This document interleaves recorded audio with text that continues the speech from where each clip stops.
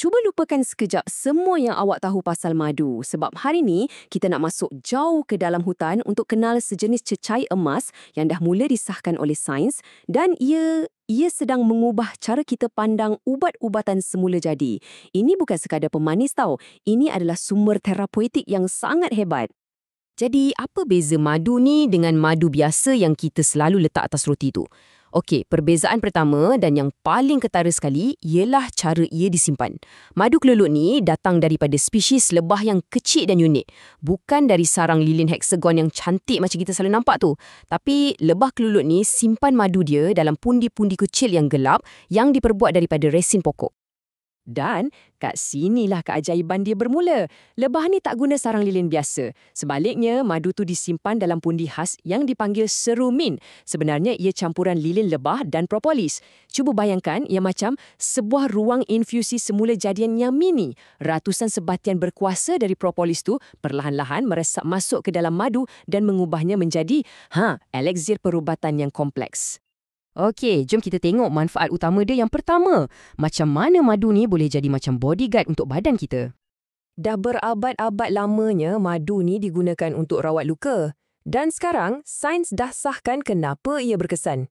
Rupanya, ia ada serangan 4 penjuru terhadap kuman. Mula-mula, keasidan dan kepekatan gula dia yang tinggi itu buat kuman tak selesa dan mati.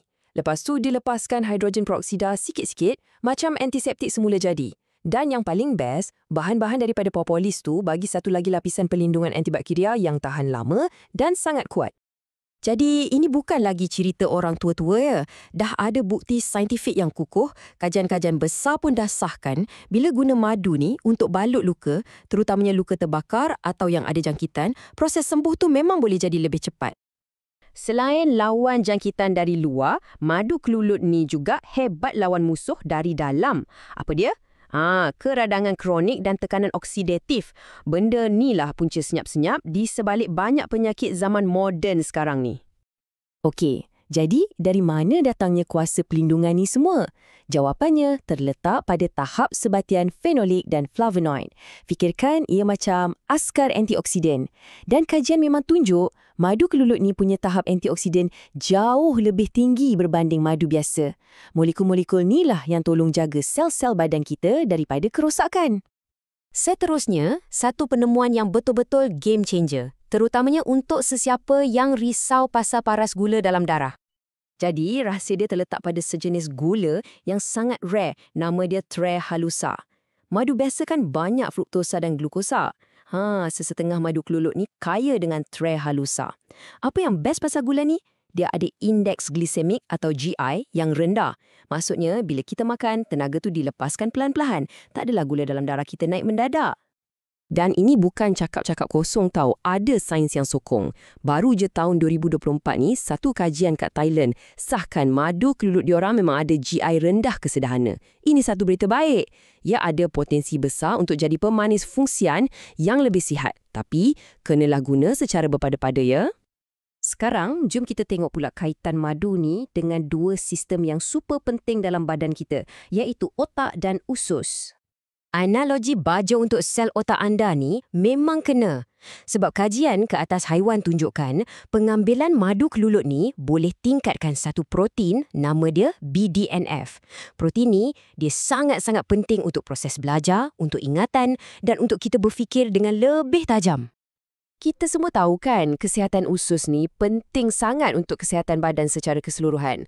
Dan madu kelulut ni ada cara yang unik untuk tolong jaga usus kita dengan dua tindakan serentak. Pertama, ia bertindak sebagai prebiotik. Prebiotik ni macam makanan untuk bakteria baik yang dah sedia ada dalam usus kita. Tapi, yang lagi hebat, ia juga berpotensi jadi probiotik. Maksudnya, ia ada bakteria baik yang hidup di dalamnya. Disebabkan cara ia disimpan dan ditapai secara semula jadi dalam pundi tu, madu kelulut ni sebenarnya makanan hidup. Dan ada kajian tunjuk, strain probiotik dalam madu ni cukup kuat untuk sampai ke usus kita hidup-hidup. Okey, dah tahu semua khasiat hebat ni, mesti nak tahu macam mana nak pilih yang betul kan?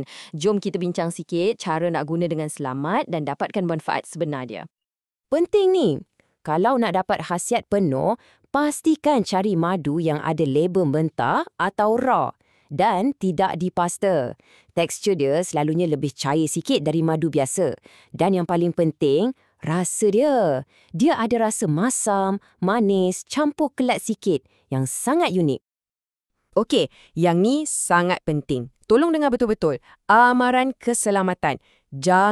Saya ulang, jangan sekali-kali bagi apa-apa jenis madu pun kepada bayi di bawah umur 1 tahun. Ada risiko penyakit serius yang dipanggil botulisma bayi. Tolong ingat ya. Jadi, kesimpulannya, jelaskan madu kelulut ni bukan sekadar pemanis biasa. Dengan semua bukti saintifik yang ada, ia dah terbukti sebagai makanan fungsian sejati. Dia boleh lawan kuman, lawan keradangan, penuh dengan antioksidan. Dan profil ula dia pun istimewa. Hebat kan kebijaksanaan alam semula jadi ni? Ia buat kita terfikir, agaknya apa lagi khazanah lain yang tersimpan dalam farmasi alam yang kita masih belum jumpa lagi?